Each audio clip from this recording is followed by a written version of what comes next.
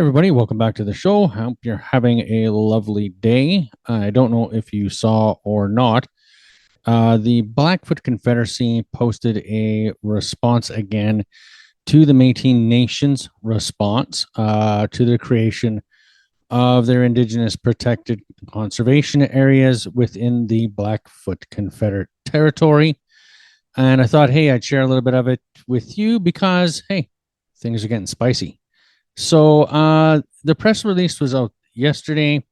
Part of the process of what they're trying to do in the Blackfoot statement is a response, of course, to the MNA's private land acquisition, saying that it does not negate the Blackfoot jurisdiction, and nor does a free or competitive market process equal consent. And which is pretty much what I said in the last show, that just because there was a free market or competitive market land bid or private purchase of the property, that isn't the same as a consultation to say we would like to do this within your treaty territory. They go on to state that the private land ownership does not grant a bypass to the Blackfoot's inherent treaty rights, nor does it negate their historic relationship to the land. So again, kind of what I went over in the last episode when the Metis Nation had given their statement about their acquisition of these free simple title lands under this grant process with the government, that this would be how I would feel. This is pretty much the process that the Blackfoot now have come out with in a statement.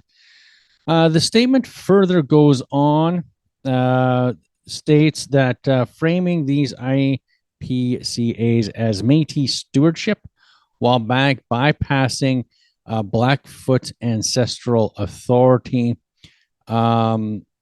basically produces the very structures that conservation is meant to resist. So, as I predicted, the reality of the Métis Nation of Alberta stating that, hey, this process was open to anybody. Sorry, you guys were slow off of the ball.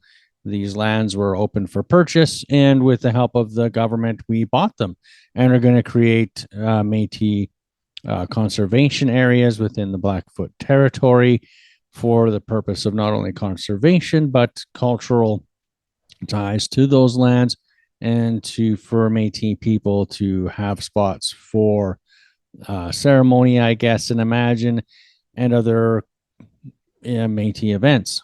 Now, that in of itself wouldn't be bad. I think that Métis people should have those spaces. I think the space made isn't a problem. The problem I had with this whole process, again, is the Métis Nation took very little consideration to consider how other Indigenous communities and treaty right holders might be impacted by their actions. And this back and forth clearly demonstrates that those feelings are shared by the Blackfoot Confederacy.